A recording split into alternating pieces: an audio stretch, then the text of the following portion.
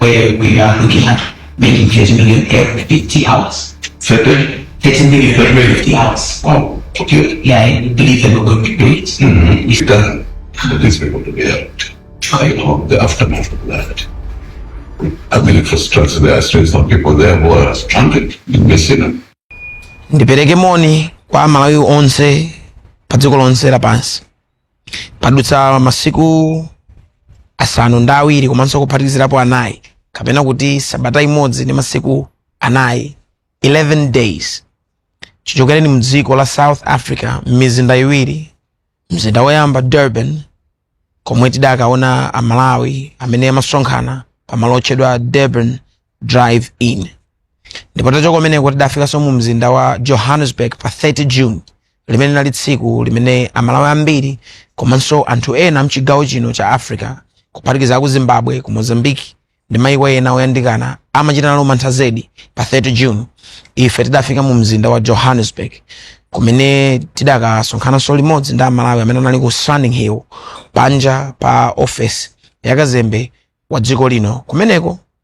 Ndipo ife chibwerereni sikuti tangokhala ayi, choyambirira tasonkhanawo 30 million imene tidayipanga m'maola 50 kwa bambo Onjezani Kenani. Ndipo tili okondwera ine ndi anzanga omwe tikugwira ntchitoyi kuti 30 million yathu atayiphatikiza ndi 29 million yawo zidapangitsa kuthekera kokhala ndi mabasi atatu amene adanyamuka mdziko la South Africa kubwera kuno ku Malawi.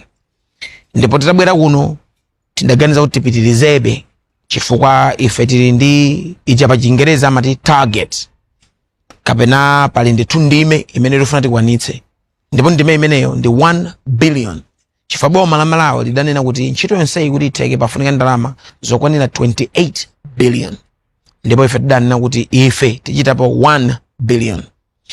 Ndiye tikukamba pano tsopano kumudzi kuno tidachita mkumano ndi anthu ambiri. Koma mikumano imeneyi, mkumano woyambirira tidachita ndi mtsogoleri wakale wa dziko lino la Malawi amene ali His Excellency Dr. Bakili Muluzi.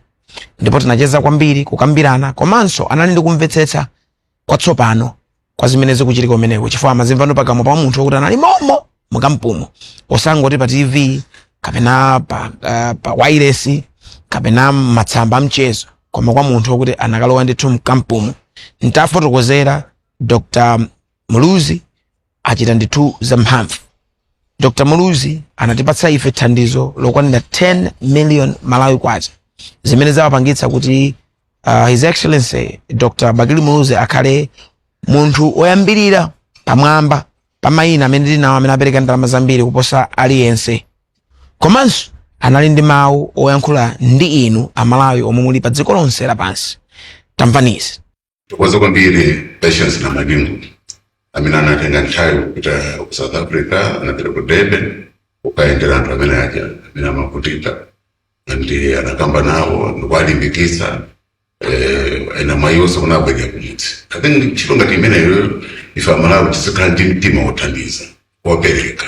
Ndikudziwa zimene zachita ku South Africa anthu ambiri amene amakhala kumene kuja abwezedwa kumudzi kuno ndimati ndipemphe kuti amene anthu anachoka kalekale na abwera kuno alibe pokhala even chakudya alibe ndiye tiwathandize aliponso ena amene ali stranded amene ndisanabwera kuno ndiye tiwathandize kuti contribution imene tingatiupereka pang'ono ithandiza kuti wajanso akhale ndi moyo wina watsopano ndili kupembera zimenezo zimwe kwambiri.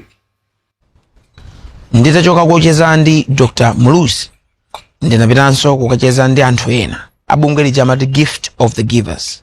Anthu amenewa ndi amene agwira ntchito yotamandika zedi kuyambira ku Durban kufika ku Johannesburg komanso padakali pano anthu awo ali pa ground ku Messina ku Limpopo kumene anthu athu ali. Sikuti angokhala ku South Africa kokha komanso kuno ku Malawi nawonso ali mu kampo ku Mwanza border.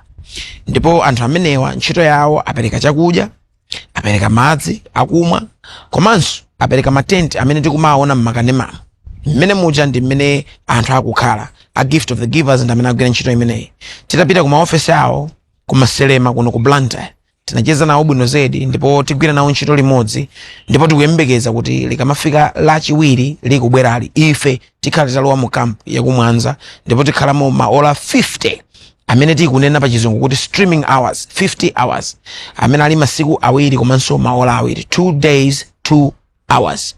Kumeneko sitingopita ngati anthu otchuka kapena oyimba koma ngati anthu amene adzipereka kuti tikagwire ntchito.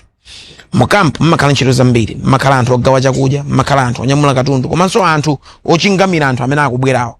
Ife taganiza kuti tikalowe mmenemo kuphatikiza inene kuti inu mukhala mukuonera mu 50 hours imeneyo tikugwira ntchito kumeneko kugawa tii, kucheza ndi abale, kunyamula katundu, kutumidwa. Ife tikhala tikutumikira kumenekoko maola 50 amene tikukambawa. Koma tu imvanizi zonsezi ngakhale zikuchitika nkhani siyongothera kuti anthu alowa pa boda ya Malawi afika m'Malawi. Pali zambiri zimene takambirana ku Gift of the Givers. Ani ma program ambiri amene akuchita ndi ma projects m'midzi. Kodi anthu amene wakafika atani ntchito zawo kapena kuti pa chizungu amati ma skills maluso amene achoka nawo ku John kubwera nawo kuno tiagwiritsa ntchito bwanji. Gift of the Givers ili ndithu ndi ndondomeko yokwanira ndipo mkapitiriza kuonera stream yathu ndi pamene mumve kuti kodi anthu akafika pali zinthu ziti zimene zichitike kuno kumudzi. Komanso tifotokoze kuti chinyumba mukuchiona kumbuyo kwangachi pa nyumba yogona alendo kuno mu mzinda wa Blantyre. Kuno nkumene office yathu kapena kuti war room ndi kumene tayikhazikitsa kuyambira tsiku loyambirira kupita mu dziko la South Africa kufikira lero.